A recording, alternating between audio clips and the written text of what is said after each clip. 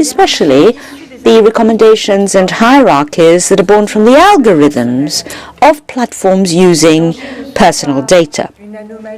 And these dangers are not an anomaly, they're not a bug, they're not a momentary accident, they are the consequence of the economic model that aims to increase audience and therefore aims for reaction and therefore gives priority to emotion rather than reflection. The model is also open to being exploited in the absence of regulation by disinformation professionals.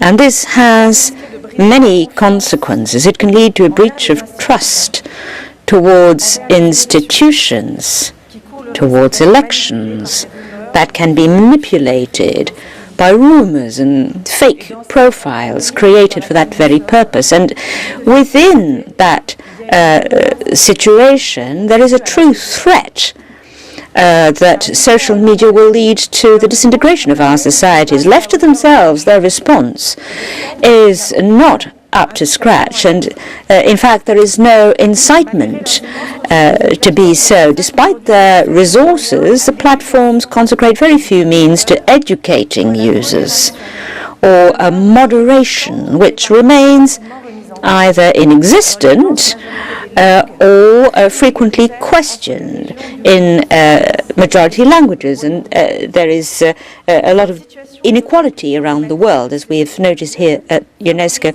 These bubble effects favor the expression of extremes and finally represent a barrier rather than a support to freedom of expression. We know that in history each information revolution, such as mass press in the 19th century, radio and television in the 20th century, have been accompanied by a rethinking and revolutionizing of frameworks for information so that information could serve the common good rather than private interests. And it is this work, this reflection on the principles of regulation that we have not begun today. Dear friends, ensuring information as a public good in the digital age has been a major priority for UNESCO in recent years, in line with the Windhoek Plus 30 declaration adopted at our Global Press Freedom Conference in Namibia in 2021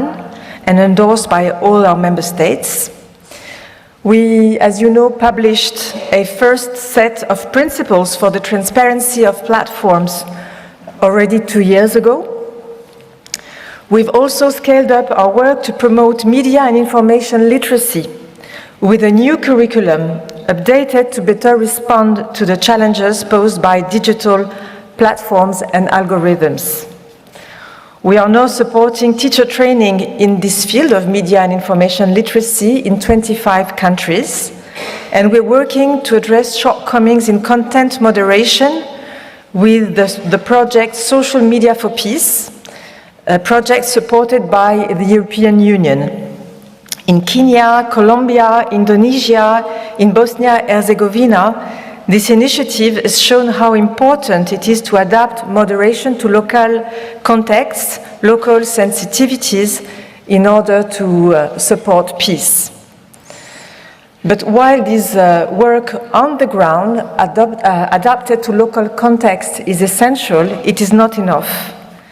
We also need guidelines to help shape the rules applicable to platforms themselves, and we need them now.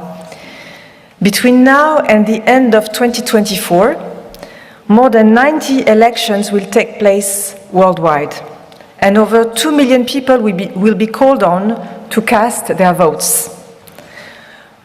We cannot allow these democratic processes to be swayed by dealers of disinformation, opening the door to all kinds of dangers.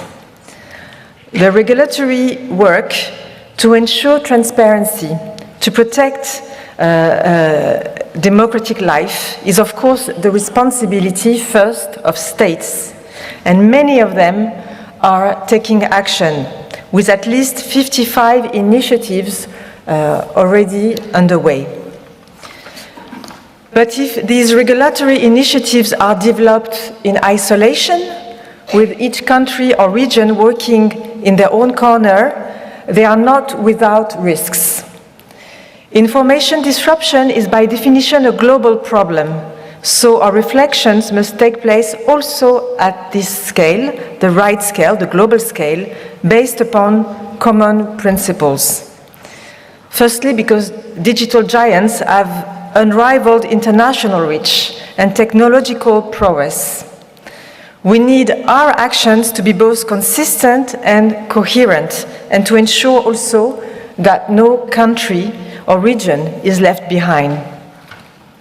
And secondly, because regulating digital platforms is an urgent but also very delicate process if we want regulation to uphold rather than erode freedom of expression and human rights.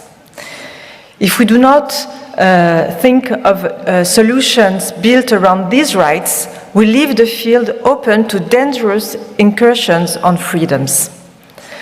This conference has been organized so that this fundamental global discussion can take place. We are very happy that so many of you have responded to our call: government representatives, regulators, digital platforms, civil society. I would like to thank especially President Lula of Brazil and Prime Minister Jakobsdóttir of Iceland for their messages, which we will hear shortly. I also very much welcome the presence of special rapporteurs on freedom of expression from major intergovernmental organizations. We are here to listen to you, for we need all the voices, all the expertise, all the point of views, if we are to rise to this complex but essential challenge. UNESCO is proud to lead these discussions here, building on our universal vocation, our ability to gather all actors around a single table, and building on our long experience supporting cooperation and providing guidance for broadcasting regulators and press councils around the world. Together, we will continue this dialogue so that it can lead to appropriate guidelines on transparency, on accountability, and other principles. Then our goal will be to put them into practice, assisting our member states in this regard, just as we have done with communication and media laws for many decades now. And we will also continue to be a space for dialogue, including dialogue between regulators, to exchange best practices and to promote better international coordination, the necessity of which is all, I think, too clear today. Pour conclure, as a conclusion, ladies and gentlemen, excellencies, each of us has experienced the way in which these digital platforms has changed the way we interact with others. It is by fully understanding the technological revolution that we can ensure it does not go against human rights, freedom of expression and democracy, so that information remains a common good. And we must now together reflect and act. Thank you very much for your attention, and I wish you a very lively and fruitful discussions over these 2 days. Have a good conference.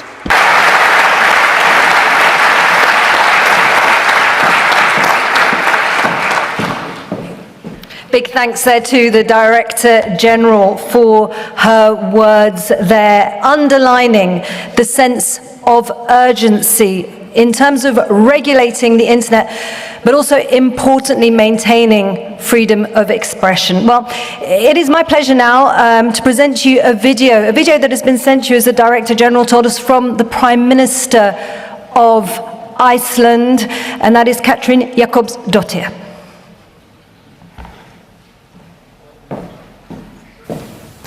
Chers distinguished audience, I am delighted to be with you here today virtually to address this very important issue.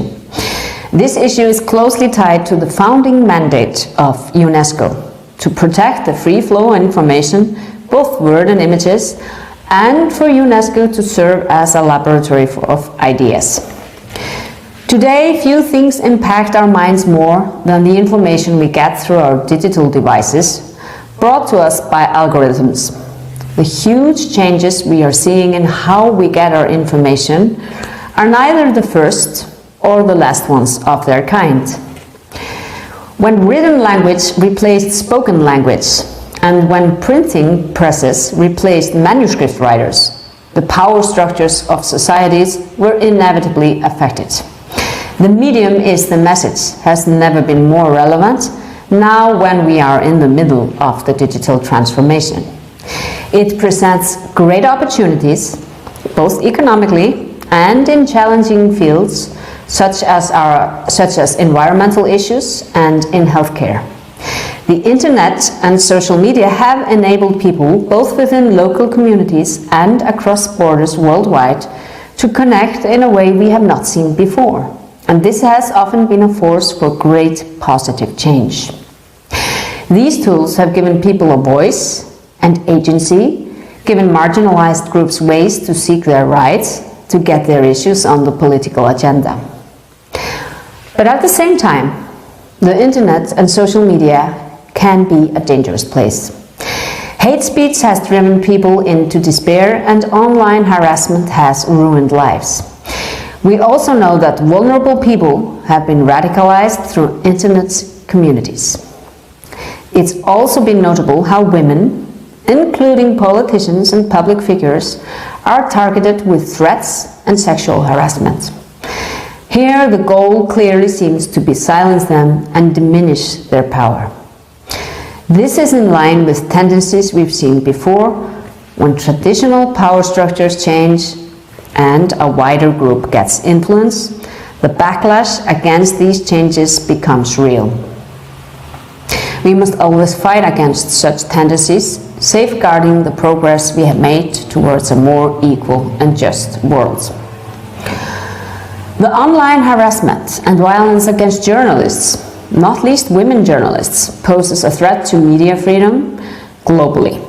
Deliberate spread of false information in order to undermine democracy presents a grave danger to all of us.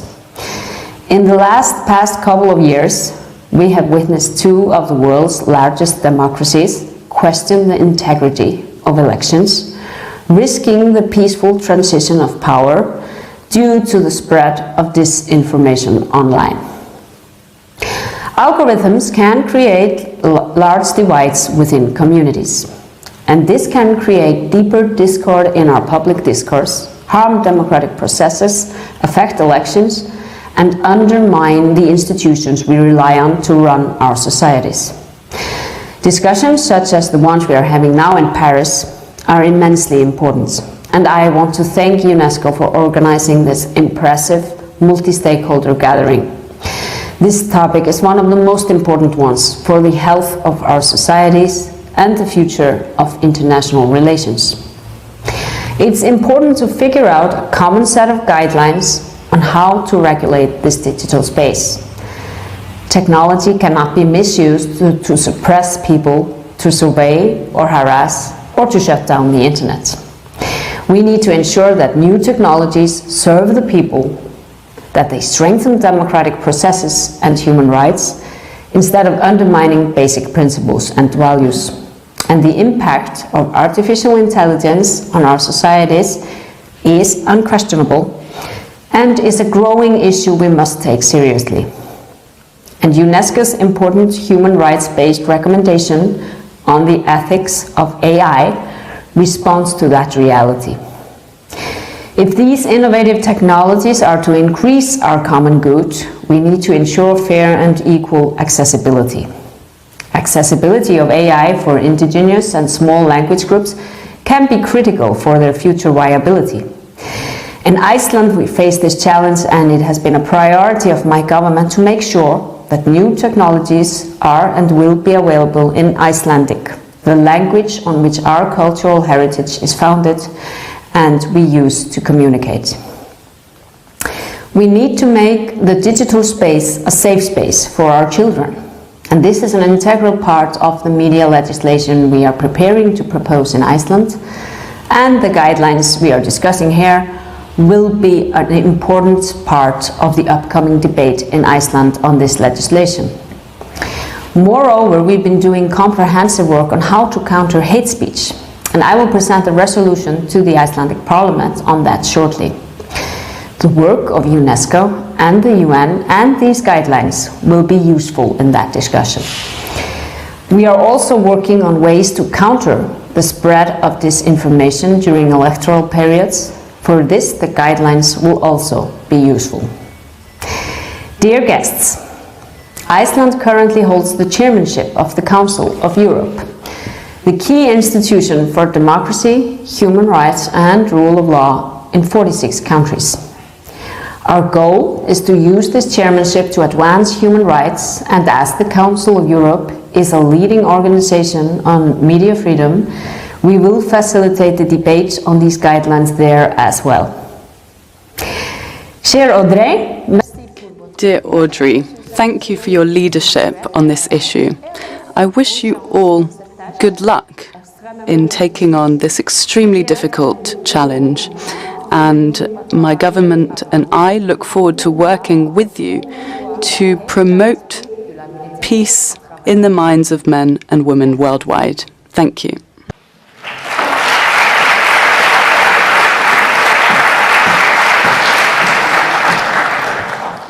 An important message there from the Prime Minister of Ireland, highlighting the importance, obviously, of the digital space, but also its potential for discord, for division, making it dangerous for our children, for us today. Now, the President of Brazil, Luiz Inácio Lula da Silva, also wanted to express his support for the work of this conference, and he's done so via a written message. The message will be read out by João Brandt, who is the Secretary of Digital Policies at the Communications Secretariat at the Presidency of the Republic of Brazil. I'd like to now welcome him to the stage.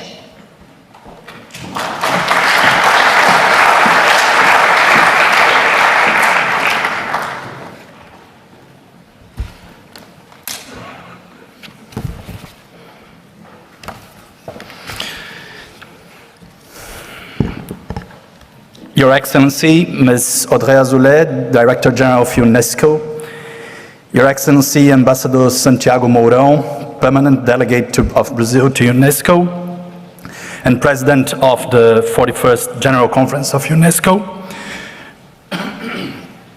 Your Excellency, Ambassador Tamara Siamashvili, Permanent Delegate of the Republic of Serbia to UNESCO, and Chairperson of the Executive Board of UNESCO.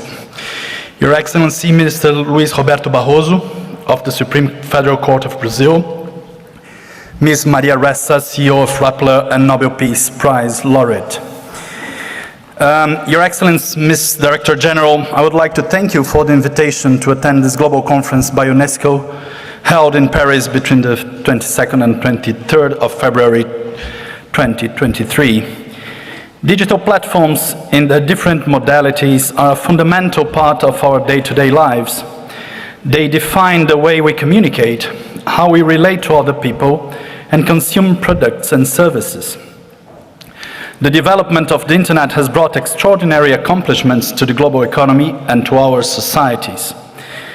Digital platforms have helped to promote and disseminate knowledge.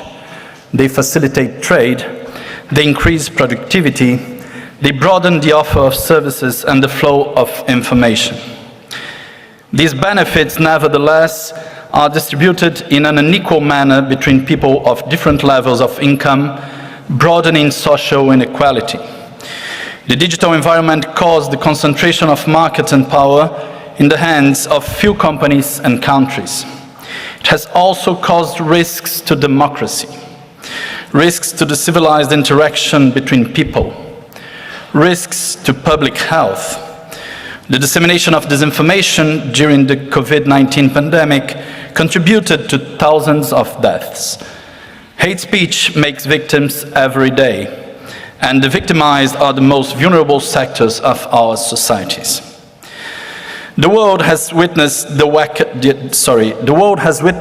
attack by extremists to the seats of the executive, legislative and judiciary branches of power in Brazil on January 8th.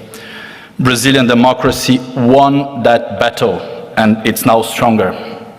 But we'll always be indignant with the barbaric scenes of that Sunday. What happened that day was the culmination of a campaign initiated much before and that used as ammunition lies and disinformation. This campaign had as targets democracy and the credibility of Brazilian institutions. To a large extent, this campaign was nurtured, organized, and disseminated through several digital platforms and messaging apps. It used the same method used to generate acts of violence elsewhere in the world. These must stop. The international community needs from now on to work to give effective answers to these challenging questions of our times. We need balance. On the one hand, it's necessary to guarantee the exercise of individual freedom of expression, a fundamental human right. On the other hand, we need to ensure a collective right, the right of society to have access to trustworthy information and not lies and disinformation.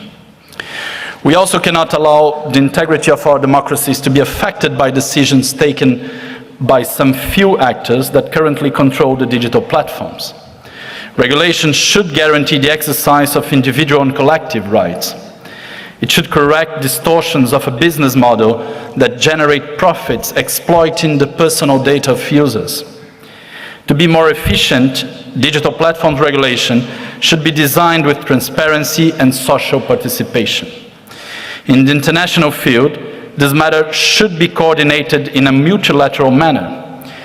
The debating process spearheaded by UNESCO, I'm sure, will be useful in the construction of a plural and transparent dialogue, a process that will involve governments, experts, and the civil society.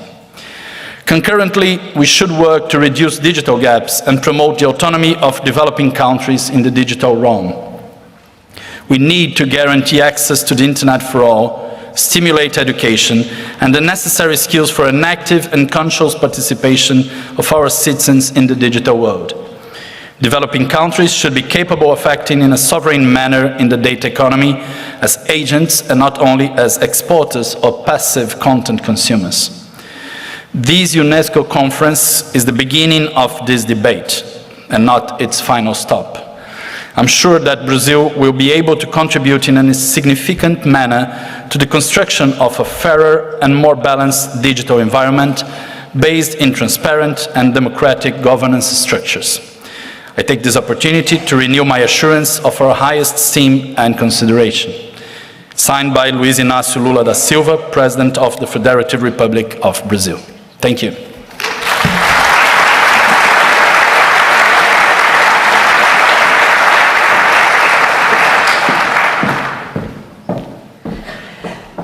I'm now going to quote the 2021 Nobel Peace Prize laureate. And you know what? It's a bit awkward because she's in the room, so I better not mess it up. But that is Maria Ressa, and we're going to hear from Maria Ressa in just a few moments. But she said, without facts, you can't have trust. And without trust, we have no shared reality, no democracy, and it becomes impossible to deal with our world's existential problems. Well, Maria Ressa is CEO of the news site Rappler, and as I said, the 2021 laureate, Peace Prize laureate, but also the UNESCO Guillermo Cano World Press Freedom Prize. She herself has been the target of online attacks and disinformation, and has become one of the world's most authoritative voices on the subject. Her presence and her informed opinions are absolutely indispensable, and it is my pleasure to welcome her to the podium.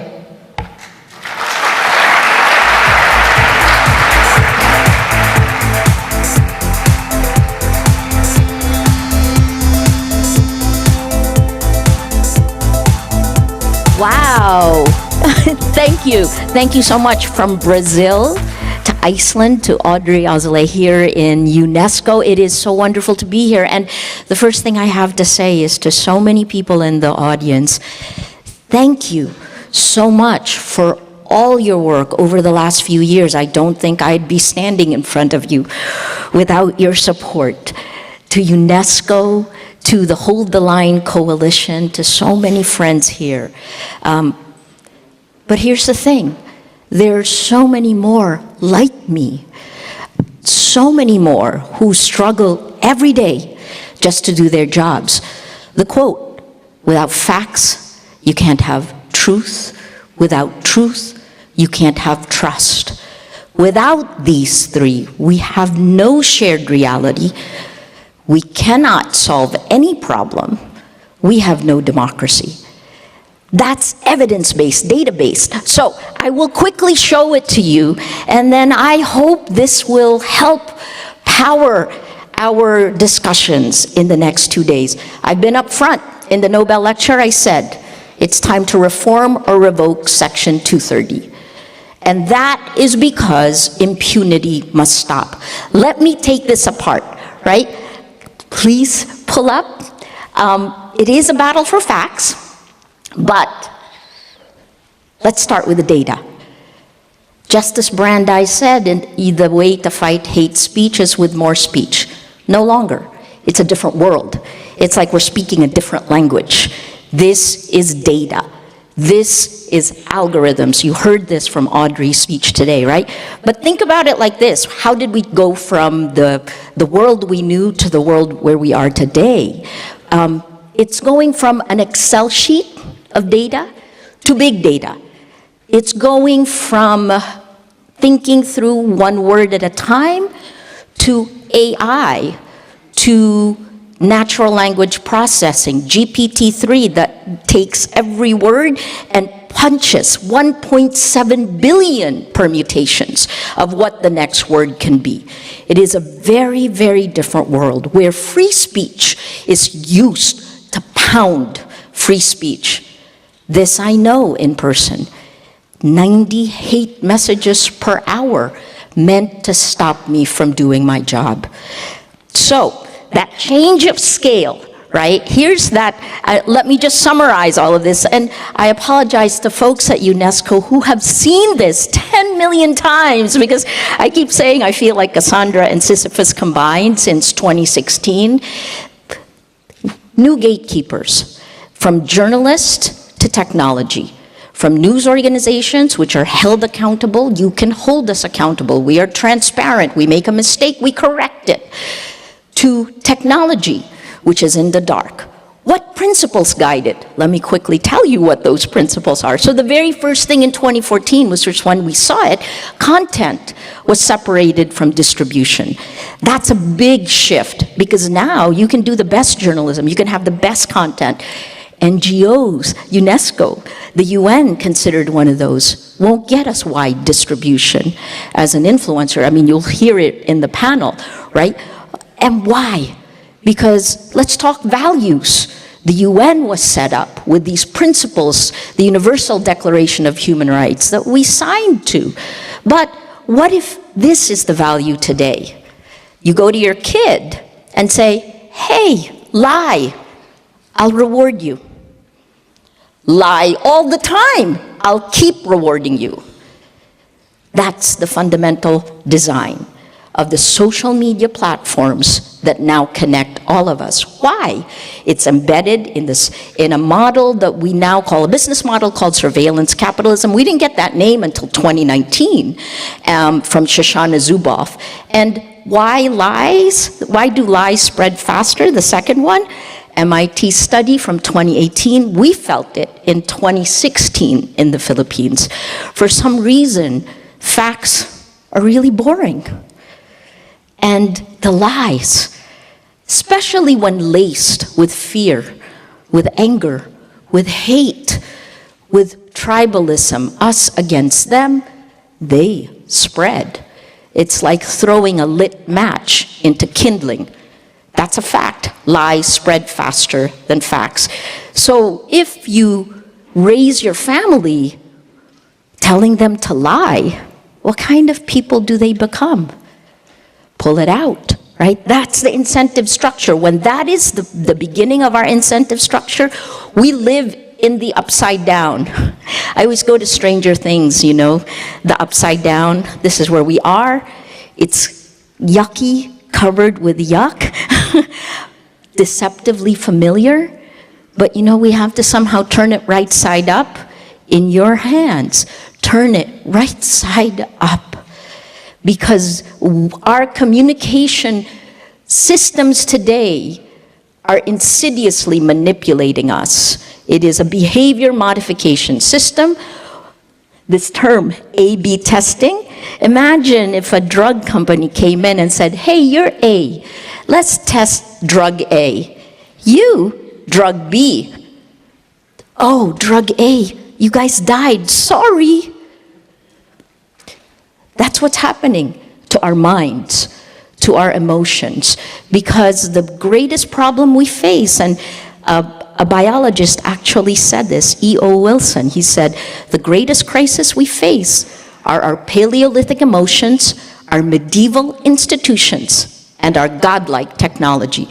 Very, very different, right? So what kinds of things do we put into a law?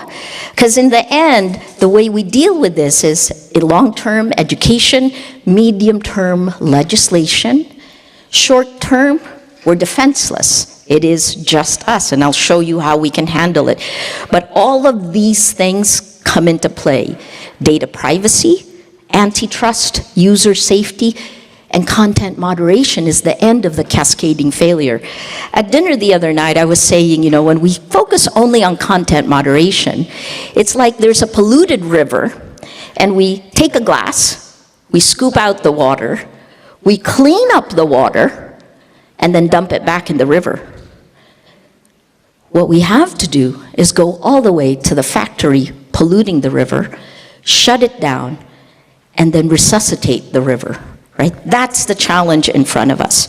I'll show you from my experience, and I apologize to those who have seen this. In 2016, we came out with a weaponization of the internet series.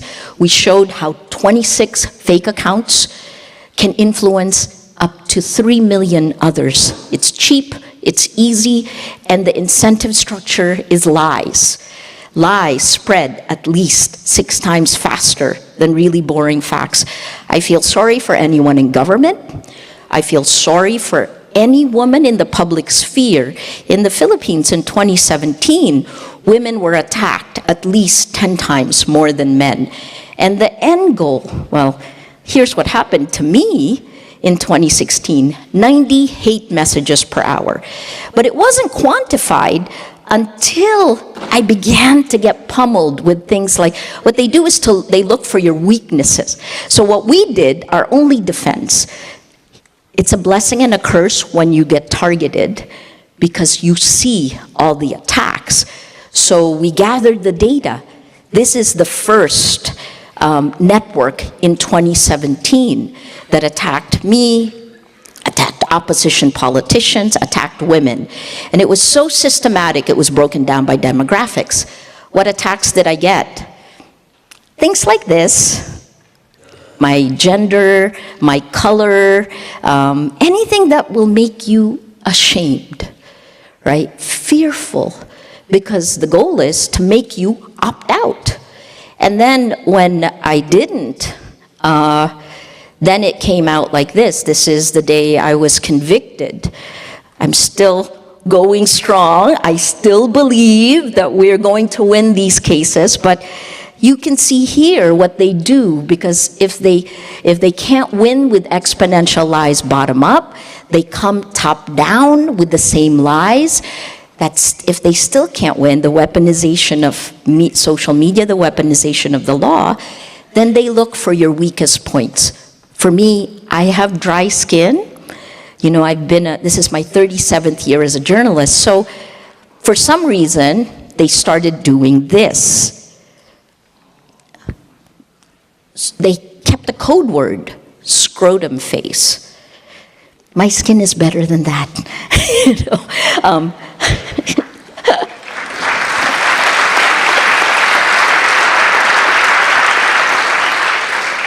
But this is dehumanization, and it isn't just happening to me. The end goal of things like this leads to real-world violence. Online violence is real-world violence. So it took months for Facebook to take this stuff out. And then they did things like this. Every time there's an award or there's a film or there's anything, the Guillermo Cano World Press Freedom Prize, I got pummeled for that. They made my skin look worse, and then they're kind of funny. Scrotum face gets added on. And then if the social media platforms begin to take this out, they're still there, but when they take it out, they then code word it, right? This isn't just happening to me. What doesn't kill you makes you stronger. Nietzsche was right. UNESCO in 2021, thank you, along with the International Center for Journalists, came out with this. A study, Julie Passetti did the chilling global trends in online violence against women journalists. The first time outside of Rappler where we began to see data and stats. 73% of women journalists have been attacked. And move it beyond women journalists. Women researchers are opting out, especially those working on disinformation. Women politicians are opting out precisely because they get attacked, right? Of the 73%, 25% received threats of physical violence, and of that, 20% have turned into real-world violence, right? Attacked or abused offline. But here's the thing, for me, at least in this one, ICFJ and UNESCO took almost 500,000 attacks, and they went through. What were the goals? 60% were meant to tear down my credibility. Thank you, thanks to you, it didn't work. But there are many Filipinos who believe it. So these are some of the things that wind up happening when you're trying to do your job. The other 40% was meant to tear down my spirit. It didn't work either. It's like waving a red flag for a bull, in front of a bull for me. But again, if you look at forbidden stories, the attacks on women are off the scale. It is sending, if you were vulnerable before, LGBTQ+, women, these are attacked even more. Okay, so I still don't have, okay, I have 2 minutes. So this is the last part, right? Like information warfare. That's not even in a lot of the documents we come out with. And yet, geopolitical power is exploiting this. They can go from, forget the nation states. They go to the cellular level, to the weaknesses of our biology, to your fears. And they crack it open. This is why Black Lives Matter in the United States was attacked on both sides in 2016, and the goal was not to make you believe one thing, it was to tear it apart. It was to make you distrust everything. Because if you can't trust, you can't move. There's 3 layers: personal, that's psychological. The second layer is sociological, groups behave differently. The third layer is the part that there's not much study done on this. It is actually our evolution, right? When our brains are literally being rewired, when we are pumped full of dopamine. There are studies that are out now that show this. When toxic sludge pumps through each of us to keep us scrolling, making a lot of money for the tech companies, but tearing down any sense of meaning for this high school generation today, for Gen Z, right? Think about the impact on your kids. And finally, the last one, going back to what Audrey said. She said there are at least 90 elections up to 2024. 2024, I always say it's the last 2 minutes of democracy, because there will be a tipping point. What's happened when the information ecosystem's incentive structure rewards the lies, rewards anger, fear, us against them, is that you wind up electing illiberal leaders democratically, they crumble institutions from within, and they don't stay in their own countries. They ally together. The Shanghai Cooperation Organization, set up by China and Russia, last year brought in Iran, Myanmar, Turkey, tech and economics, right? So the last part is, how can you have integrity of elections if you don't have integrity of facts? That's the geopolitical shift we're in. So the last chunk is, please, don't just think about Russia invading Ukraine. Please think about that too, though. But that's conventional warfare. In the Nobel lecture, I said, this is an individual battle for facts, for integrity, for values. It is up to you, each of us on social media. Don't get lost in this. Stand up, draw the line, where on this side you're good, and this side you're evil. It's that clear. The Universal Declaration of Human Rights is very clear. I'll end it with this. This is what we did in the Philippines, because I don't want to leave you depressed. There's a solution. First, find the right solution legislatively, because we are not protected. There are no building codes. Right now, I know we're in a building that followed building codes. We are not protected. There's no consumer protection. There is no protection of people on this technology. And it is going to get worse. So what we did is, if it's education long-term, legislation medium-term, please move faster. Short-term, it is just us. And so what we did in the Philippines is this whole of society approach with a data pipeline. And I'm running out of time. I've had my 2 minutes. So I want to, please, 4 layers, right? News, fact-checking, they're really boring. Fact checks. The second layer is the mesh. Civil society groups, NGOs, human rights activists, businesses, church, whose task was to share those boring fact checks and add emotion. And we found that inspiration spreads as fast as anger. Inspiration. You are all leaders here. Finally, the third is the research groups, those poor researchers who keep telling us how we are being insidiously manipulated. And the last group is the law. How can you have rule of law if you don't have facts? And our lawyers who were part of this group in the Philippines were the most energized, because those journalists at the bottom, the first layer, we were exhausted. So this is it. That data pipeline gave us the information. I'll leave it with this to just say today, I put all of this in this book that came out, but it's now been translated into many different languages. And today, it is out in French. It's there. The question to each of you, what will you sacrifice for the truth? Think about it. This is the moment. This matters. Thank you.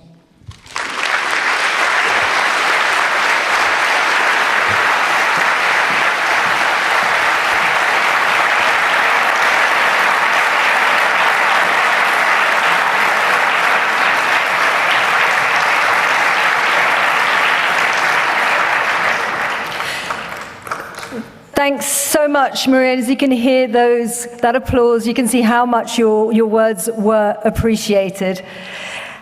I now have an apology to make, and I'm very sorry because I think of all things I've been guilty of spreading disinformation. My mouth betrayed me, and I think instead of saying the Prime Minister of Iceland, I said the Prime Minister of Ireland. Clearly, Katrín Jakobsdóttir is the Prime Minister of Iceland. It is my great pleasure, though, now to move straight on from that and give the floor to Mr. Taufik Julassi. Now, he is the Assistant Director General of Communication and Information at UNESCO, and he is going to explain the overall objective of the consultation.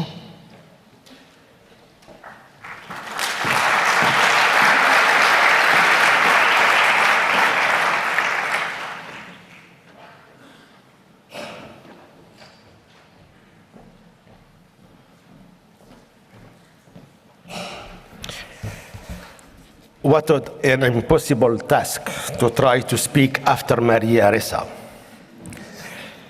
I told Melissa Fleming that I would prefer to give my 3 minutes to Maria to continue sharing with us her reflections, her wisdom, and her personal journey.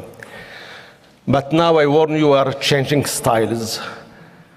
This is the UN, the UNESCO style, to read the speech prepared by my team. So please bear with me. Here it goes. Excellencies,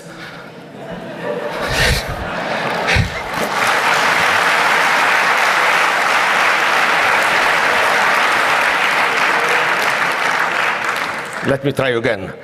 Excellency, President of the General Conference of UNESCO, Excellency, Madam President of the Executive Board, Excellencies, Ambassadors, Permanent Delegates, distinguished guests, representatives of the civil society organizations, of the technology companies, esteemed speakers, ladies and gentlemen.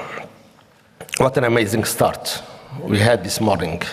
First with a poem, then with Madame Audrey Azoulay, Director General of UNESCO, and then obviously with Maria Ressa. I hope what you heard so far sets the scene for such complex issue that we are debating today and tomorrow, and obviously the potential impact that the guidelines to regulate digital platforms that UNESCO is trying to coordinate, to facilitate, could bring about positive change to cyberspace.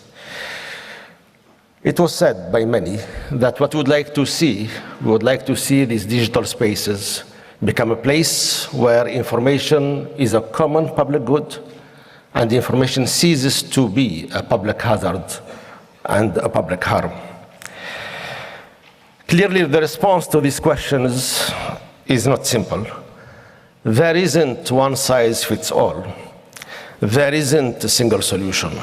And this is very much why we have used an inclusive multi-stakeholder approach, very much founded on international standards of human rights.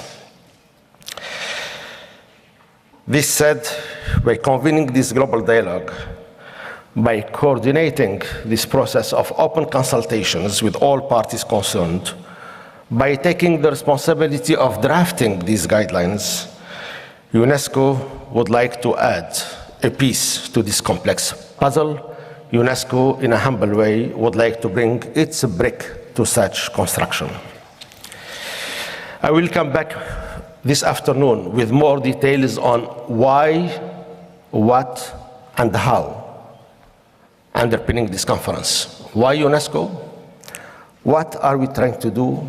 And how we hope to operationalize these guidelines once they are finalized through this multi-stakeholder approach.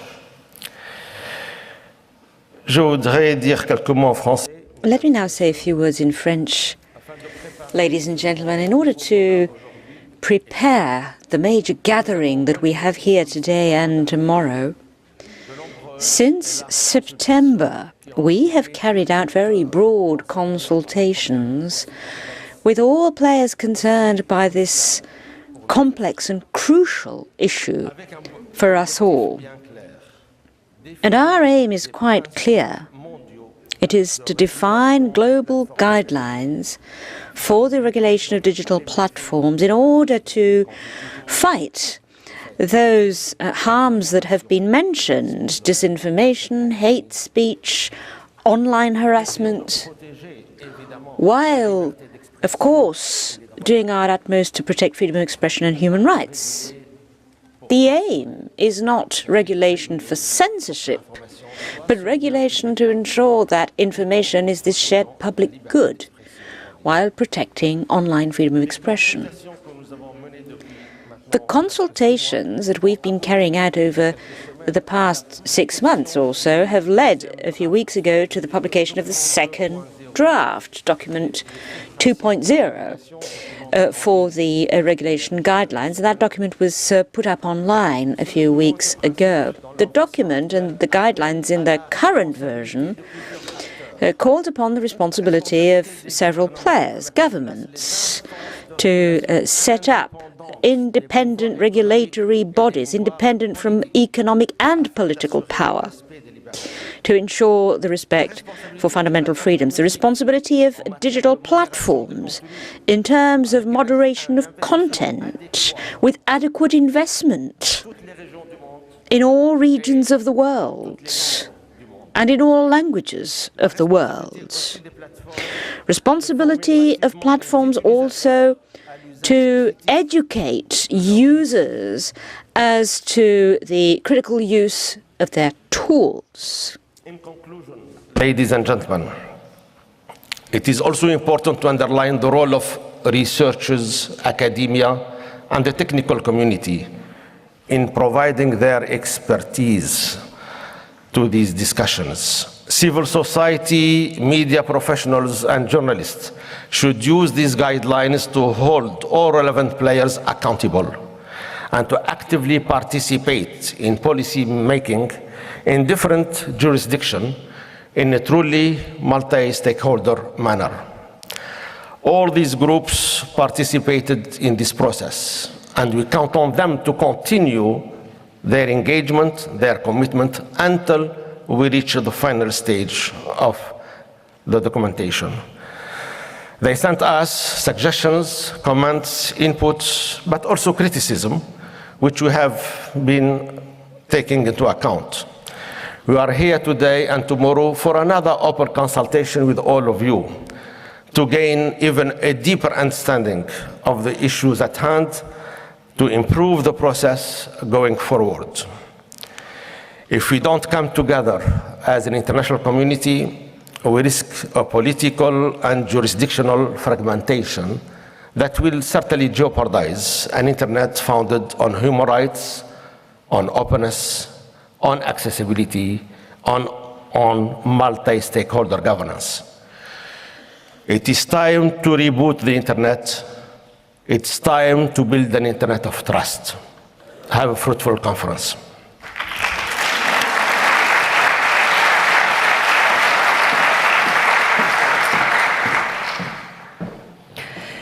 I'm now absolutely delighted to invite to the stage Carol Cadwalder, and she is an investigative journalist and features writer for The Guardian and Observer newspapers, and she is the moderator of our keynote and high-level panel discussion. She is going to be joined by Maria Ressa, who, as we heard, is a journalist, Nobel Prize laureate, and UNESCO Guillermo Cano Prize laureate, along with Melissa Fleming, who is the Undersecretary for Global Communications at the UN, and Felipe Neto, who is a communicator and a digital influencer from Brazil. Do join me in welcoming them.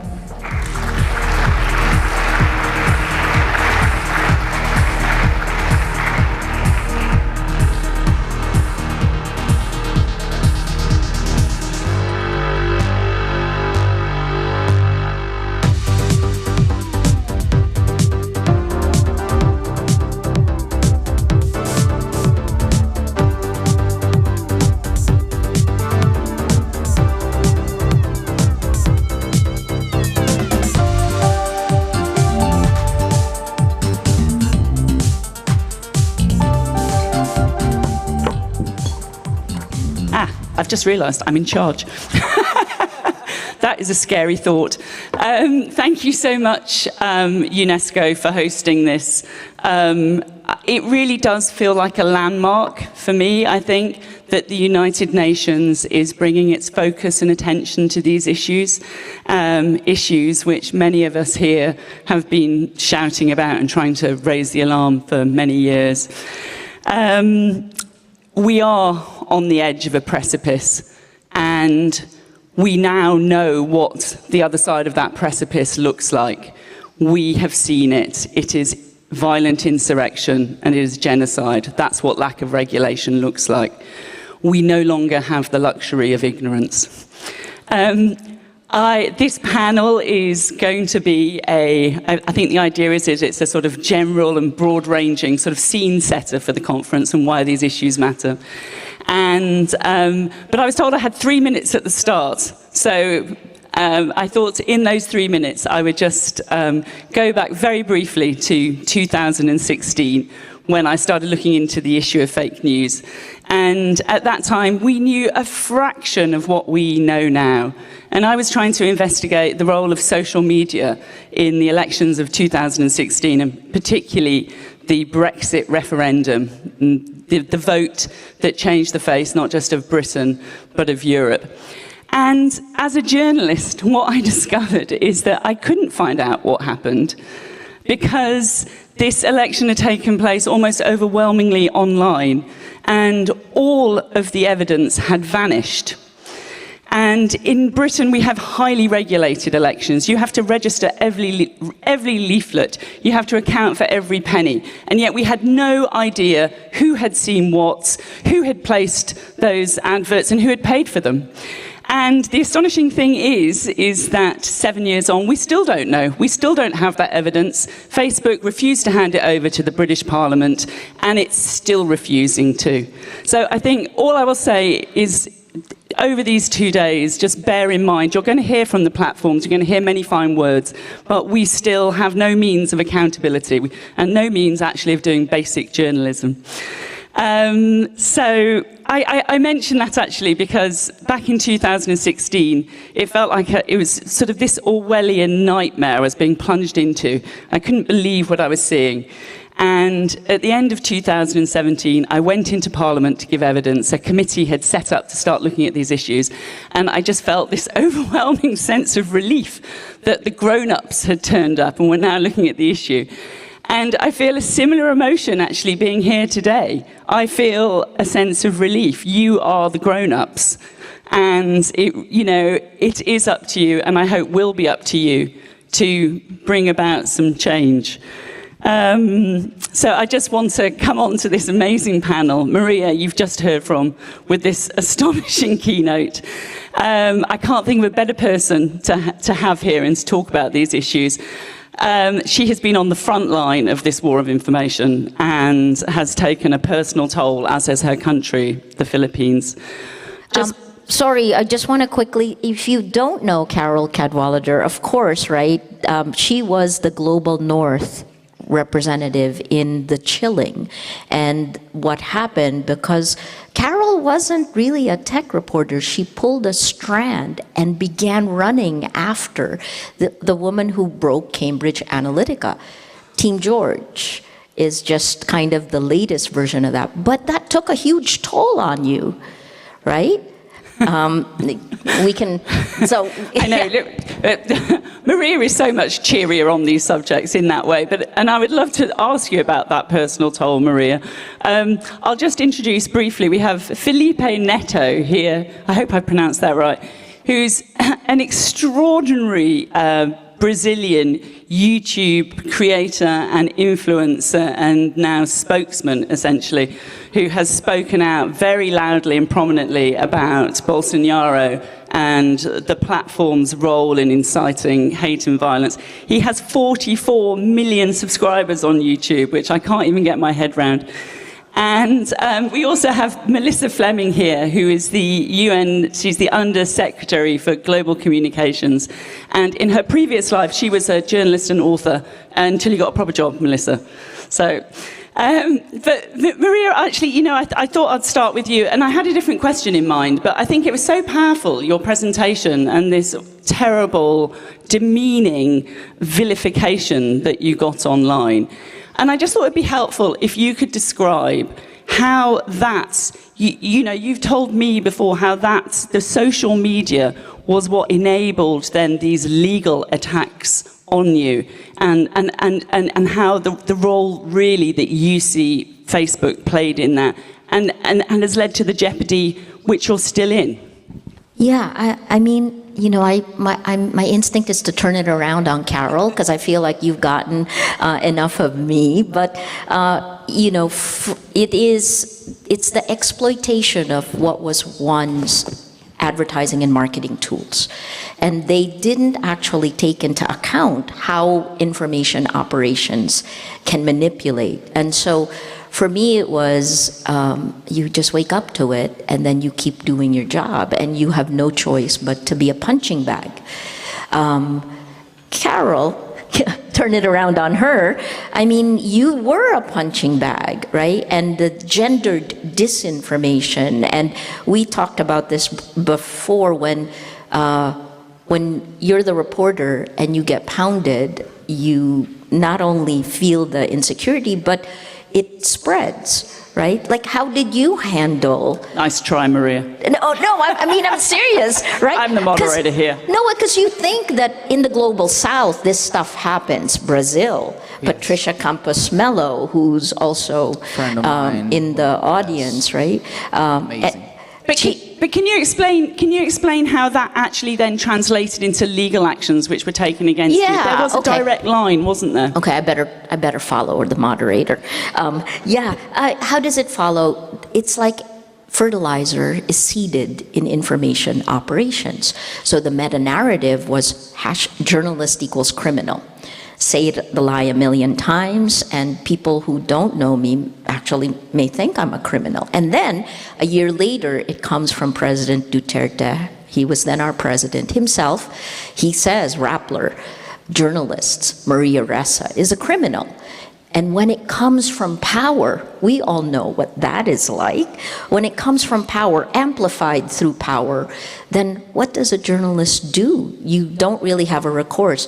So I reacted to it like a traditional professional journalist, which is I basically stayed quiet, which is the wrong thing to do if you're under attack. And then I pursued it in court. And in 2018, so you know the impact on a news organization. In January 2018, the government tried to shut us down. Within 4 months, we dropped 49% of our advertising revenue. And it was a war that we would have lost by the end of 2018, but we were forced to find a sustainable business model, and we did it through data and tech. And then 2019, I just kept getting arrested, 10 arrest warrants in less than 2 years.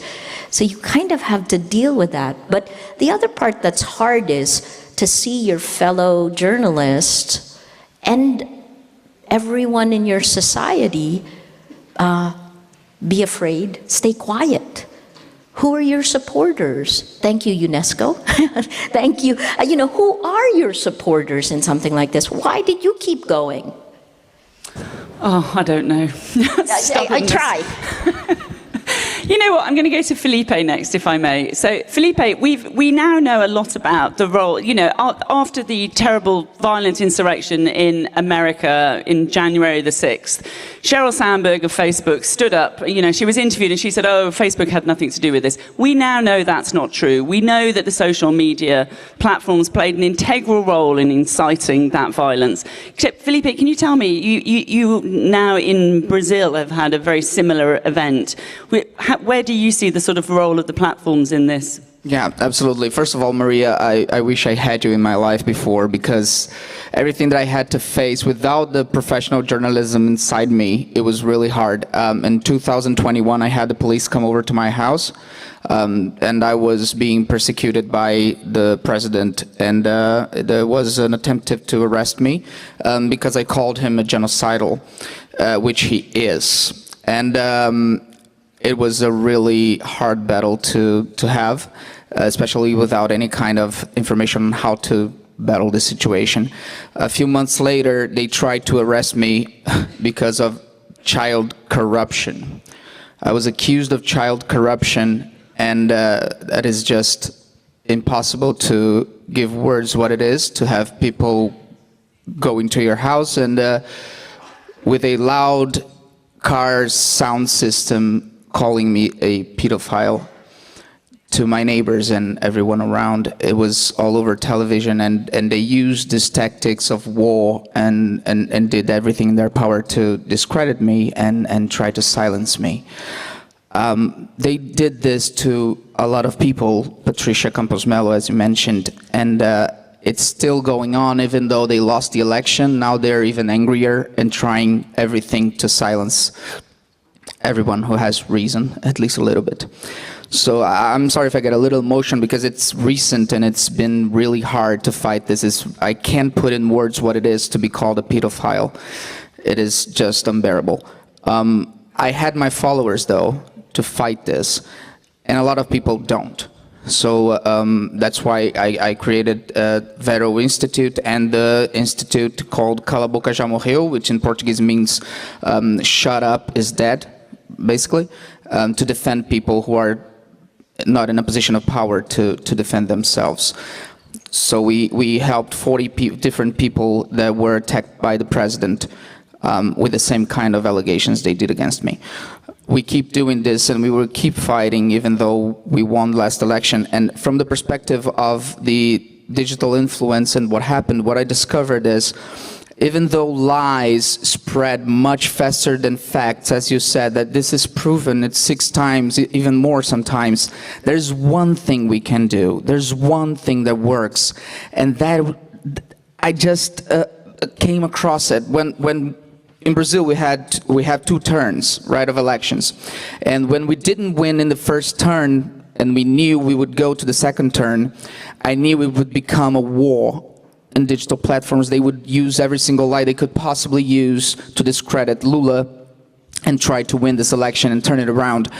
So I knew I had these followers and I knew I had to do something, but I didn't know what, because they would use lies and we only have facts. And what we do is we take the lies and we try to explain with links and fonts, like this is where the truth is, just read it.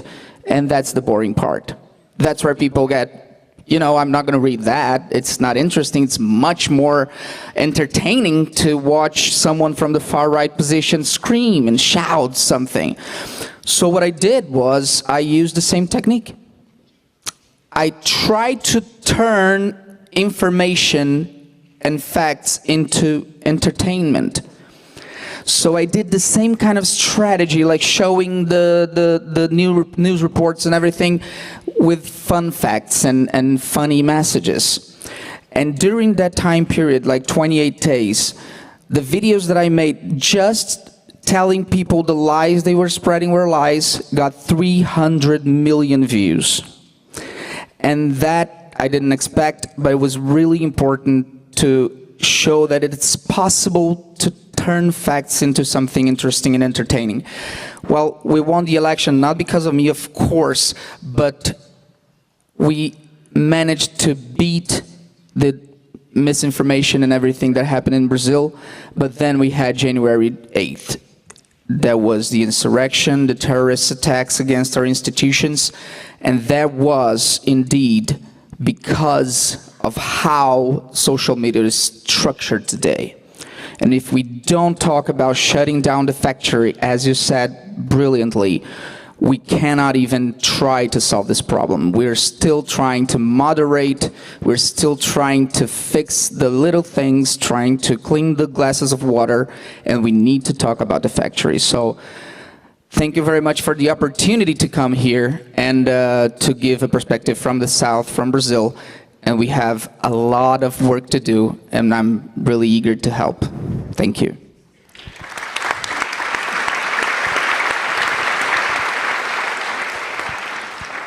Thanks, Felipe. That was very powerful. And as you say, it's a sort of extraordinary thing to have to deal with. So thank you for being here. Melissa, can I ask you a question? What I would like to know is, and I hope this isn't unfair, but you know, as I said, it feels like this amazing thing. We've got the United Nations; they've turned up, hurrah! Like, you know, the big guns have arrived. What happens now to turn? How do we stop this just being a talking shop? And how do we make sure that what goes on in the next 2 days actually is translated into action? And what's the process for that? Thank you, Carol. But I'd first like to say to Felipe, I think you have more followers combined than all of the UN counts put together. So, I mean, It is a phenomenon, and it's amazing, but I can imagine also the incredible pressure that you have. And we at least have protectors. Also, there are female UN leaders and spokespeople putting themselves out there, including me, who are subjects to hateful attacks. But I think we're most concerned about, and that is what the UN is for, protecting the most vulnerable people on our earth. And this is where I think finally, I mean, you said the grown-ups started to come into the room in 2016.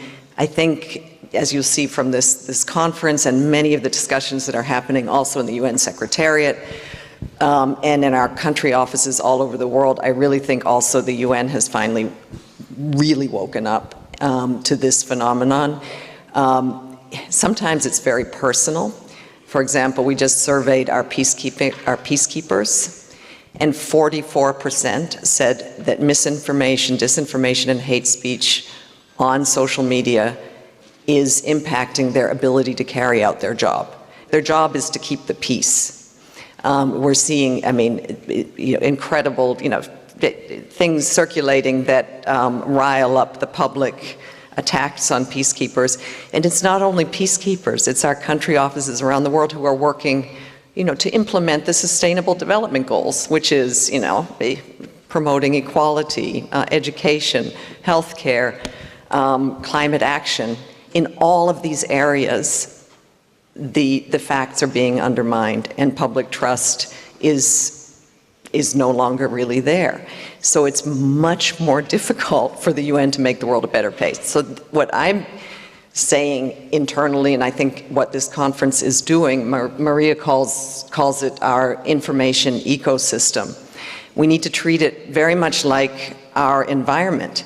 We are alarmed when our environment is polluted and when our rivers are full of toxins. We cannot live a healthy human existence. The same goes for information ecosystems. And if our information ecosystems all over the world are out of balance, in places where there's absolutely no moderation from social media platforms, it's even worse.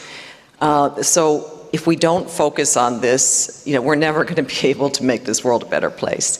And finally, in that information ecosystem, the role of the media has to start also being recognized more. Rigorous journalism, the institution of public interest media that has really suffered as social media platforms took over their advertising models. And as you know, independent media are very vulnerable to lawsuits.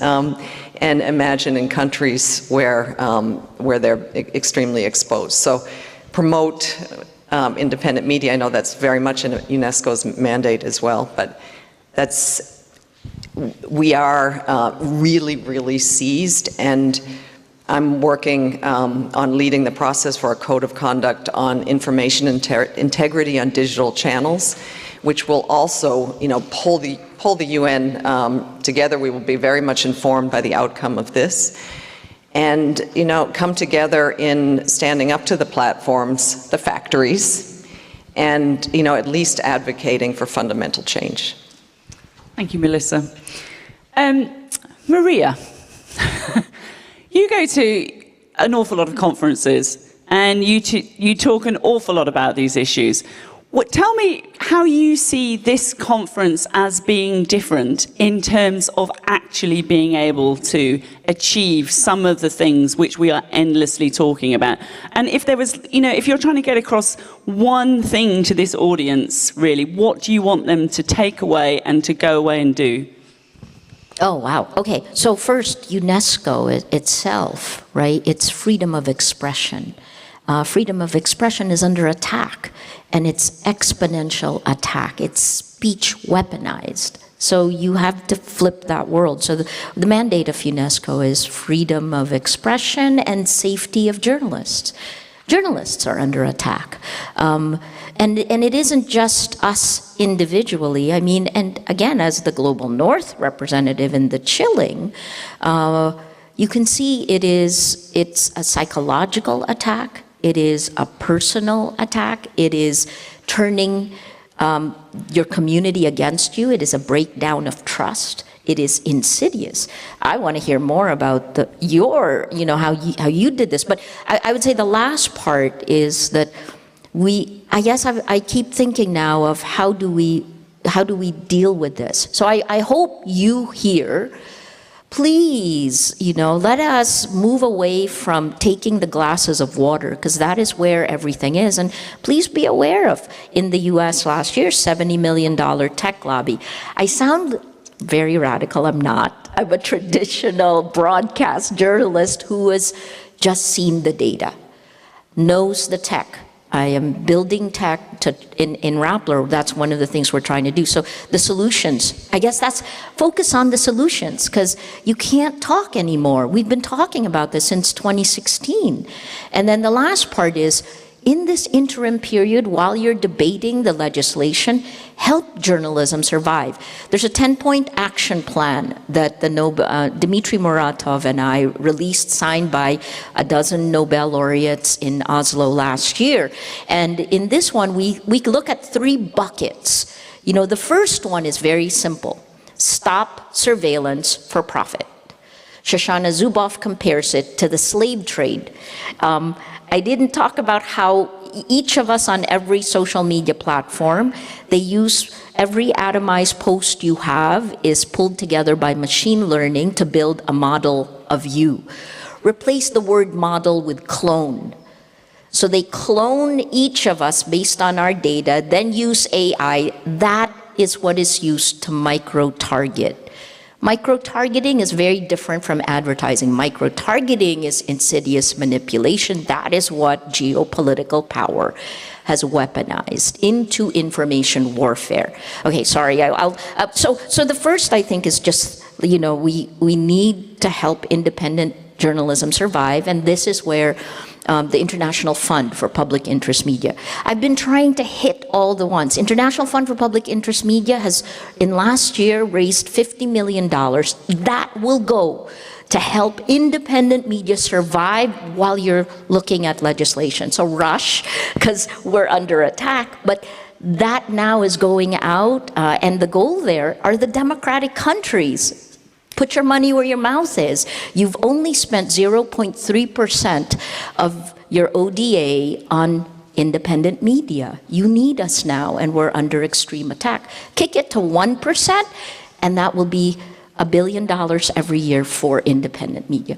Sorry, that's the difference. That's a great ask. I love that. That's something really concrete that people in the audience could actually bring about. Is that what you're saying? They could actually help to save global journalism. That is incredible power that you have, and I think you only have to listen to Maria to understand how acutely the press is under attack and what the consequences are of that. And also just with what Felipe was saying as well. So Felipe, actually, I'm going to go to you now, and what I'm interested in with you as a sort of creator who's making this content for one of these platforms that we're talking about, you're really close to understanding the sort of, you see the algorithm in action, right? Exactly. You see the problems, you see the content moderation issues.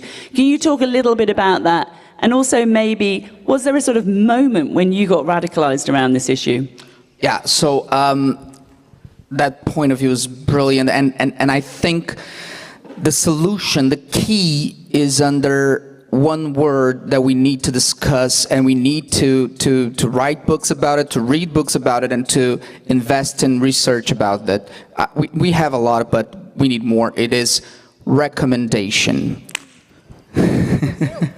Brazil leads the way in this, Yes. right? The clustering algorithms of YouTube in particular. Exactly. Recommendation is the entire business model of these companies. Is how they profit.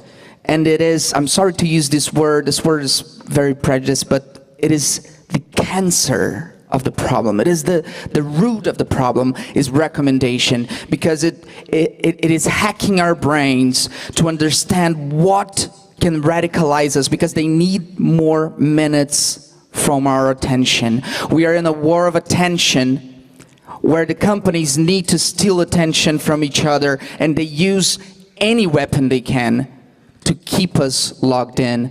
And in order to make money, they need to go exactly against the public interest. That is to not radicalize opinions, to not push us towards this craziness that is not crazy, but it sounds crazy. So we need to discuss the methods. We need to ask for transparency. I know we talk about transparency a lot, but how do they do recommendation system? They don't tell us. Felipe, ever. Can I ask, have you asked that question of YouTube, and what do they tell you? Nothing. And what sort of thing? So tell me, do you have examples where your videos, after your videos, people are being recommended sort of far-right, violent, whatever extremist content? Yeah, so you're feeding that in that sense? I make money from recommendation. 70% of my views on YouTube, and I have over 17 billion views on YouTube. 70% of that comes from recommendation.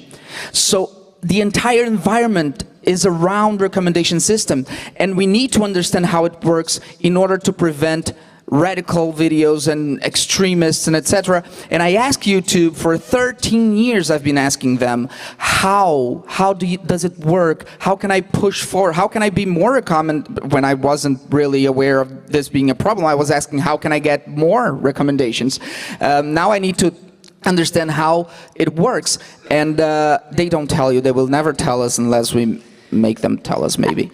And can I say, I mean, I think this is a real issue, because at conferences like this, we will have people come from the platforms, from Google and Facebook. Google has sent their head of human rights here, who will speak about the company's interests, genuine interest in human rights. But yet, if we're not addressing things like this, those words are meaningless. And I think that you've got to hold that very, their head of recommendation is not here. We're not able to ask them questions. Nobody's able to ask them questions, are they? No, they don't answer to these questions. And what I did was try to hack their own system. So every time I saw, like I said, there's 300 million views. Every time I saw a lie, I used the same keywords to get recommended into the extremists, right? So when people would watch the extremist videos, I would get recommended. So I used the same targeted audience to try to hack that system and get inside and talk to people like, this is a lie, and in a funny way, give the message. But it's so hard. It is so hard. Sometimes I would get inside the video of a radicalized person, and I wouldn't find any counterpoint, any whatsoever, just things that push you forward into that point of view. And we really need to ask these companies, what are you doing, and how can you sleep at night? How can you say you're worried about human rights when you literally use radicalization for profit? This cannot stand. We need to fight radicalization for profit. I want to annotate him and give you a link. So the study that did this in Brazil, it started with Zika and then looked at how the far right and the conspiracy theorists in network clustering algorithms, people who would never have met each other in the real world, will pull together by these clustering algorithms. The video was recommended. This essentially brought Bolsonaro to the presidency, right? So the guy, Google, Jonas Kaiser, this is the study that he did. There's a paper there, but you will also see several things. Zika was one. So it's incredible that you spend time to look at how you get recommended into that ecosystem. But this is what they expect journalists to do, and we don't do that. Exactly. It's impossible to ask for journalists and academics to invest in this. What we need maybe do before they change this, we hope, we need, and this I would like to ask UNESCO, we need to bring more influencers to the table. I know it sounds kind of silly, but we need to talk to influencers, because I had a life of my father is a psychologist, my mother works with education, so I had this life where I got interested in books. But we have a lot of influencers who don't. They have no idea what we're discussing here. They're just making funny videos, and they can make a difference. They can help us if we talk to them. So I urge UNESCO, talk to influencers. They really can help, and they want to help. They just don't know how. But in the Philippines, these influencers were weaponized to attack journalists. Oh, yeah. So you grew from gaming, right? Like, is that where you came sometimes, from? yeah. Lots of I also do things? gaming, yes. Yeah, so that's the problem. You are, in some ways, I mean, there are more people like you, but what do we do when they're used to attack? Exactly. We need to bring us to our side. We need to talk to them. They will listen if we talk to them, but they have no one talking to them right now. The people are just expecting from each other. We need to stop expecting and start talking and start asking and start inspiring.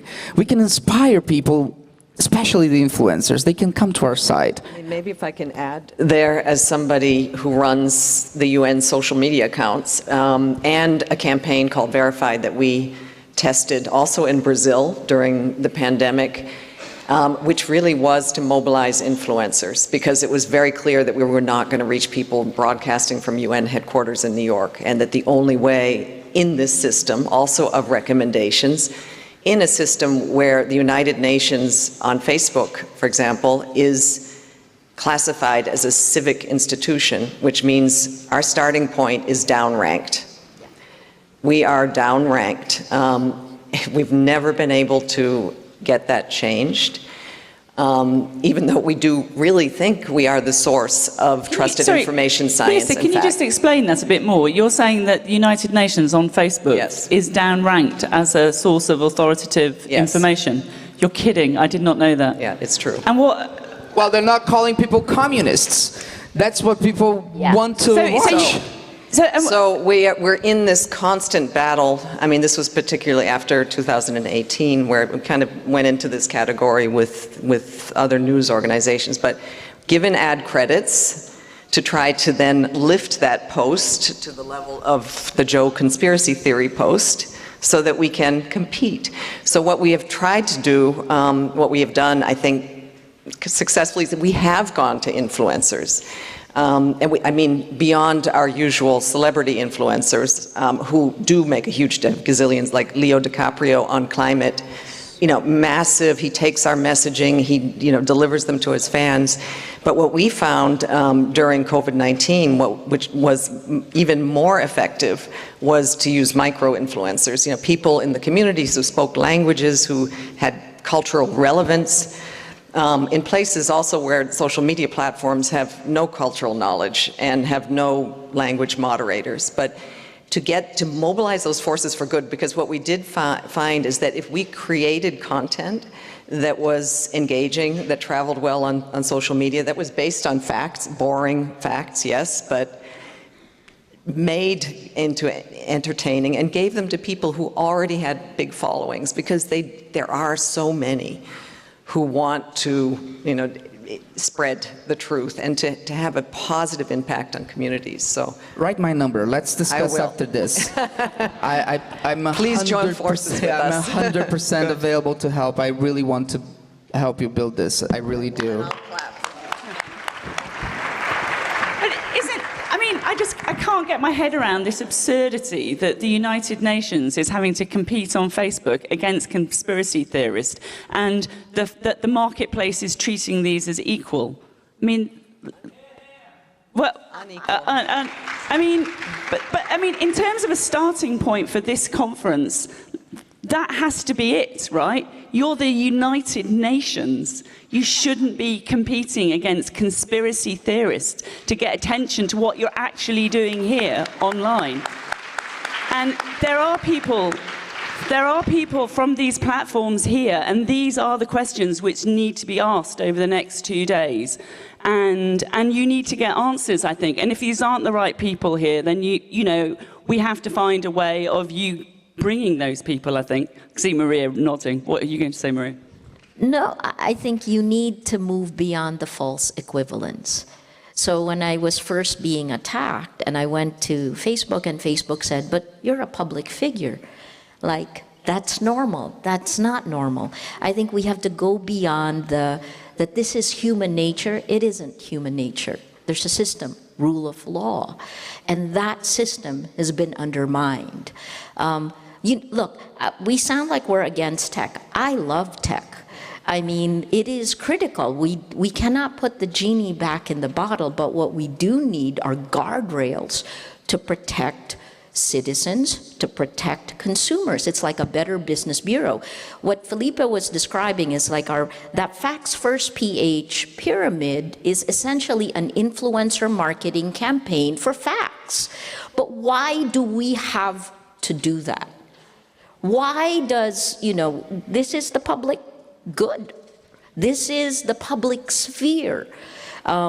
And you need to protect that. And, I guess the difference is, I'll pull it back to something that's very familiar to all of us. When you run a news organization, there's the news organization's own need for money, and then there's the editor, the editor and the journalist, right? Oftentimes they clash.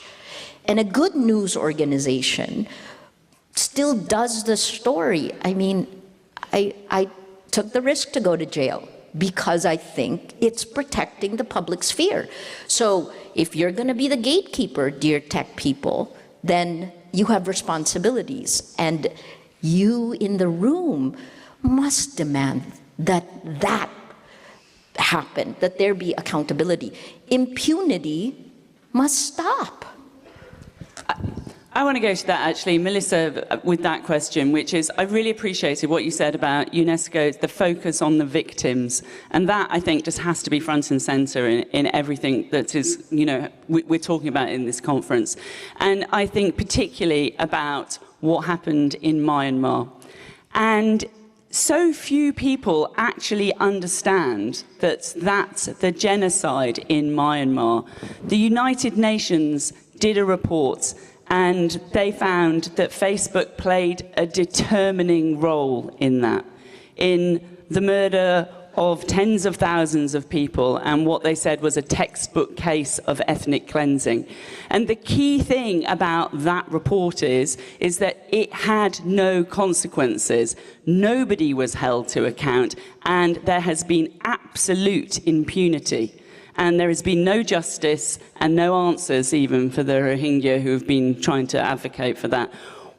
Tell me, it feels, I do feel this gets forgotten, and that we don't we haven't faced up to what that is and read the warning signs there. What role does the United Nations have, Melissa, in ensuring that something like that doesn't happen again, although it already has? Thanks, Carol, for bringing up Myanmar, because I think it is, one of the most horrific examples of the consequence of, there was this, the UN is trying to connect everybody. We heard here, we'd love everybody to have the right to be connected to the internet, but Myanmar was very, very disconnected, and Facebook had this, dream to go in and give everybody the chance to be online, but only under one condition, that you access online through the Facebook app. And so we're giving them the tools without protecting them against the dangers, and people who have, really no experience in navigating. And what they were getting in their feeds was hate, was dehumanizing language, was the language that, it gave license to kill, license to rape, license to throw babies in fires, license to drive. And so have we learned? It's really hard until Max Fisher just wrote a book, The Chaos Machine, and has really has written in detail, because our report was detailed, but the detail here, I think everybody should read what happened, and this should raise alarm bells. What can be done to prevent? Have we seen change? Have we seen more human moderation? Have we seen people who can speak languages? Have we seen more curation, and let's not march into countries and connect people to understand what a fragile environment this is, and the ethnic hatreds and issues and the turning point. But this isn't unfortunately being done. Thanks, Melissa. Felipe, I wanted to ask you, essentially you're living the dream. You are the person who kids all over the world dream about becoming, this influencer with an enormous platform, enormous power, You know, I'm sure it's a great living also. You wouldn't have had access to speak in this way to this audience without these tools. And so you're an example of like how this connected world does create opportunities for voices which wouldn't have been heard. My question is it worth it, do you think? Well, now you also understand the harms of it. Where do you fall on that line? Well, absolutely. I don't want to sound ungrateful. Like everything that I accomplished in my professional life, it was because of YouTube. It was because of Facebook and Twitter and Instagram. Of course, we don't want to shut down the platforms. We don't want to fight them in a level of creating a war. It's not about that. It's about accountability. It's about stopping, what's the word you said?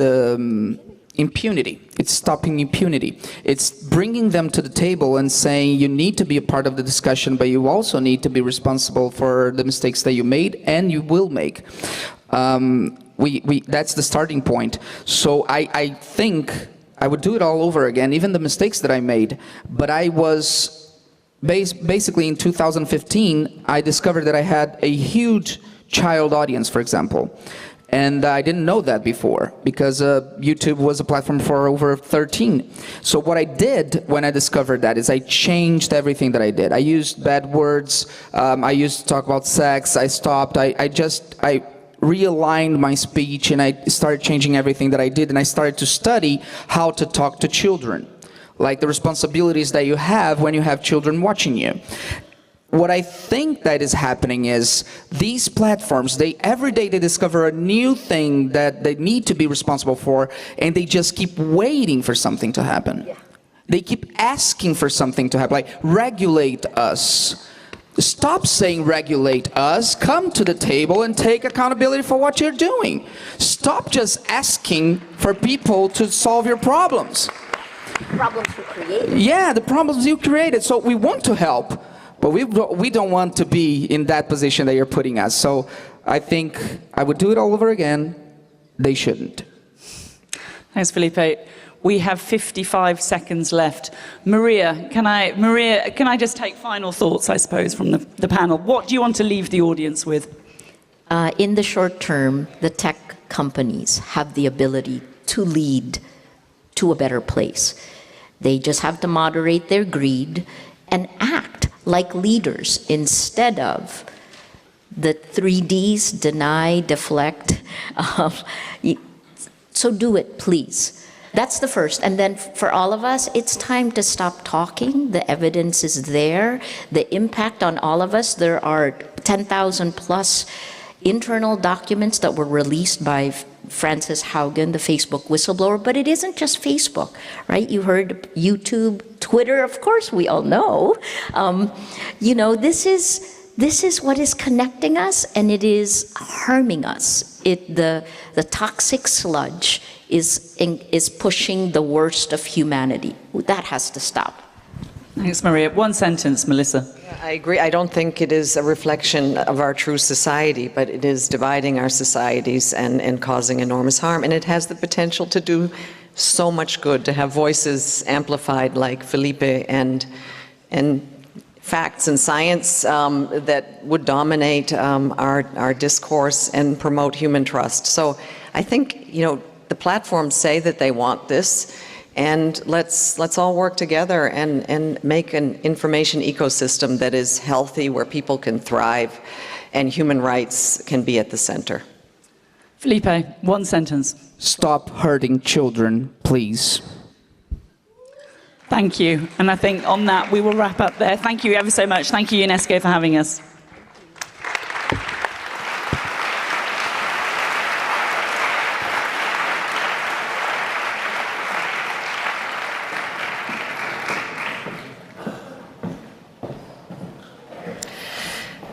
That was chilling, powerful, and thought-provoking. I don't know about you, but at times the hair on the back of my neck was standing up on end, but also a very practical panel. And I applaud Maria, Melissa, Felipe, and Carol. And again, the importance of this panel underlines how critical this UNESCO-led consultation is. I encourage everyone to join the conversation using the hashtag Internet for Trust. Now, time to give you a bit of information about how the discussions are going to take place over the next 2 days, and there's quite a lot of information to take in here. All of you should have received the participation principles, so please read this document carefully as it will guide our discussions for the next 2 days. We ask all the participants to commit to principles of inclusion, equality, mutual respect and sincerity. Now, UNESCO wants everyone to be able to participate in this consultation. That's why we set up a digital engagement tool for you to contribute. Now, a QR code and link will be posted on the screen to access the consultation questions for each session.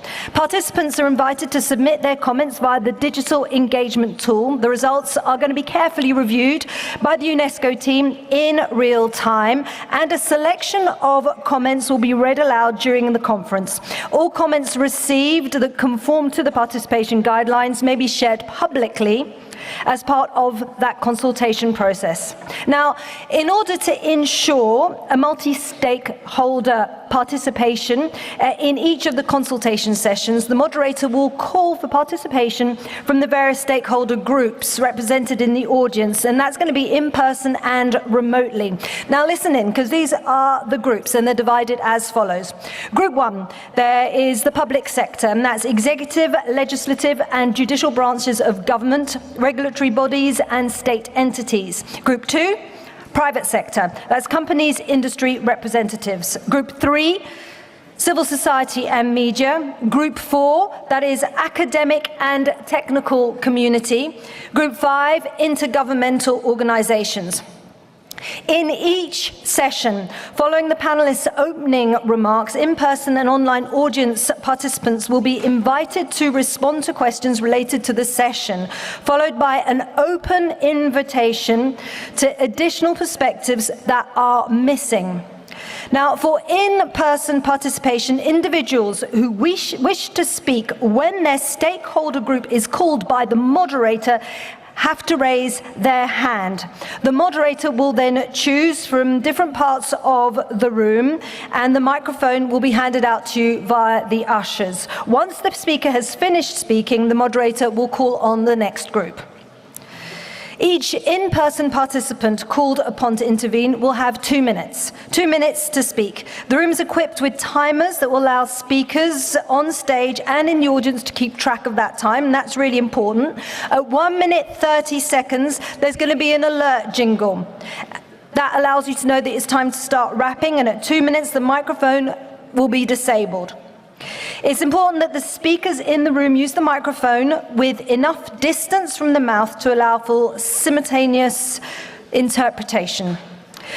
Participants in the remote audience will follow the conference through Zoom. The live stream will also be broadcast online. Microphones and chat functions are disabled. The digital engagement tool will be the primary channel for interaction. And now I'll remind you of this one more time too. Please do not forget to visit the digital tool through the link and using the QR code displayed on the screen and on social media, once again using those hashtags Internet for Trust and Reboot the Net. Internet for Trust and Reboot the Net.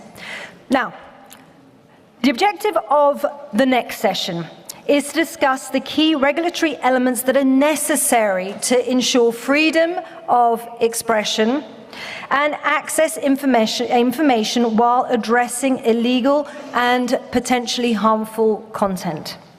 Now, please join me in welcoming our moderator, and our moderator is Patricia Campos Melo, and the speakers for this discussion to the stage.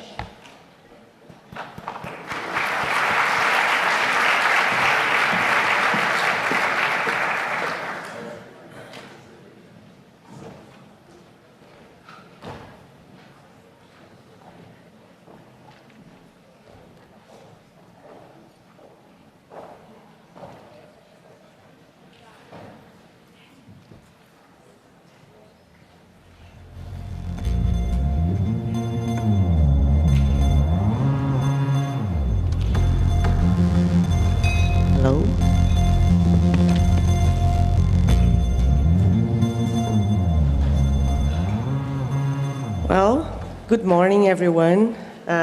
Such an amazing panel. Before, it's very tough act to follow. I would like to start by thanking UNESCO for hosting this incredibly important event. And this is the first session that's going to be discussing the guidelines and, in a more general view, it's called Supporting an Internet for Trust. I'm going to introduce our distinguished panelists. Helani Galpaya, please correct me if I mispronounce your names, please. Helani Galpaya, Chief Executive Officer, Learn Asia from Sri Lanka. Nizar Yaish, Global Digital Leader for Government and Public Services, PwC, and former Minister of Finance of Tunisia. Pansi Tlakula, Chairperson of the Information Regulator in South Africa. Christophe Deloire, Chair of the Forum on Information and Democracy, Secretary General of Reporters Without Borders. And finally, Chris Sharrock, Vice President, UN Affairs and International Organizations, Microsoft. Well, thank you all for being here. The idea of this panel is actually to have an interactive section, so listening from the panelists here and from the audience and from online. And I'm just going to kick off with the questions, same questions for each of you. Each of you is going to have 5 minutes to speak. And it's a very difficult question, so I know 5 minutes is not going to be enough. But I would like to hear your thoughts on how we could balance having an internet that combines freedom of expression while it guarantees the safety of users and the respect for democracy and human rights. See, very easy question. So let's start with Christophe. Hi. Do you allow me to speak in French to secure pluralism of the languages in this debate? Sure, you can speak in French. Unfortunately, I don't speak French, and it's a shame. I will use the... There is an interpretation, I think. Yes, you should be hearing the English on this channel. Now, we often ask this question from a stance of contradiction, as if there was some contradiction between freedom of expression and users' rights. But the question I ask is raising these issues of principles with the corporations that decide what we can see or not with their recommendation algorithms. Is that an attack on freedom of expression? Having principles to avoid the sort of hateful attack we heard about earlier, is that attacking freedom of expression? Avoiding the fact that, Tim George and the information industry can create avatars, whether it be about journalists or other citizens, and disseminate that. Is that in contradiction with freedom of expression? So insisting on transparency about the codes, which is now, according to law in digital spaces, is all of that attacking freedom of speech? And what about the arbitrary withdrawal or suspension of accounts on social media or their re-inclusion? Now, how that whole thing is managed, we need to see whether that is a contradiction or not. There are two sides to freedom of expression. One is telling the difference between what's licit and what's illicit. And when it comes to the guidelines, it's very important that what is legal and licit be compliant with international law, that's to say restricted. And any vision aimed at broadening that would be dangerous. However, that doesn't mean you can't address issues relating to content on sites. No spreading rumors or just your own opinions, sometimes lying, except when it comes to certain economic issues, say doing the opposite of quality journalism, publicizing things, advertising things, disseminating political releases, that's licit.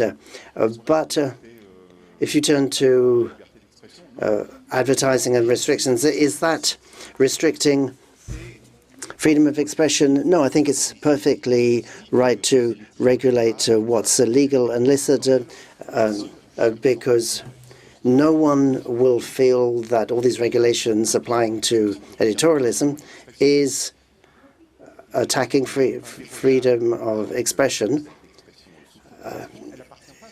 But freedom of opinion, and that's completely different from freedom of expression. That is something that we all have. The freedom of opinion is something that is valid for the people receiving the information. With this explosive development of communication, we have to strike the balance between those who speakers, and those who receive the information, the audience or audiences. Because if you spread fake information, if you try to manipulate things, then you're affecting my right to health and other life rights. And in fact, in the Partnership for Information and Democracy, involving now 50 states, it was very clear that access to reliable information has to be protected to protect democracy and freedom of expression. And these 50 states have produced a commitment, delivered a commitment to positive guarantees. For example, states insist that digital platforms promote tools that will enhance visibility and transparency of reliable information. But the question is, what type of regulation will enhance freedom of expression? Obviously, it has to be based on doing your best efforts, coming up with the best ways of ensuring independent and pluralist expressions, as opposed to corrupted information or information that is actually driven by anonymous actors. That is what will promote freedom of expression for me. Thank you so much, Christophe. Now I would like to pose the same question for Helani. Helani, what are your views in terms of what kind of approaches should we have for achieving this balance? Thanks, Patricia. I know we will talk a lot about platforms. They do need to be held into account. So let me focus on governments who also need to be held into account. While I agree with all the problems with platforms, governments are also sort of this big monolith in the room. First is the thread of data, as Maria talked about. The viral content that is spread through algorithms needs to be countered by facts and counter speech that also goes viral and fact-checked through a combination of algorithms and humans. And the problem is, in many of the developing countries, and we work in my team with natural language processing algorithms, we don't have the facts to fact checks against. The governments are not committed to simple open data principles, so something as simple as a price basket calculation and the weights to calculate inflation is not available in many countries. So I'm not even talking about conspiracy theories. Basic government facts are not online. That's a problem, and the right to information is not a counter to that. That's a very individualistic one-off stream of information that journalists and individuals can use. We need data at scale. So that's a real problem, and governments need to take that commitment. Otherwise, we will not be able to counter this at scale and use algorithms as the first step of moderating content. The second is this conflict of the government as the regulator who's supposed to enforce some of these regulations or guidelines, but also needing to be a regulated entity because the government is also part of the problem here. So last year, my organization and 5 other organizations did the largest scoping study of disinformation in the Global South. And we looked at 28 countries in Asia. In most of the countries, government is a big part of the creation and dissemination of false narratives through government and politically funded organizations like the IT cells in India, troll factories in the Philippines, buzzers in Indonesia, cyber troops in Myanmar, cyber sena in Nepal. So you need to figure out a way when you are part of the content creation problem, but you're also now expected to be the regulator, right? And another part of this is the use of existing laws and constitutional bending to regulate activities and to criminalize this, right? Even the new telecom bill in India has vague definitions of what comes under, so clearly social media will, and has sections devoted to national security, public emergency, and public safety. So this cloaking and labeling under national security means nobody can question it. It puts the stamp of this is important to the nation, right? And this creates real problems, and India just needs to look at its neighbors in South Asia, where women are put in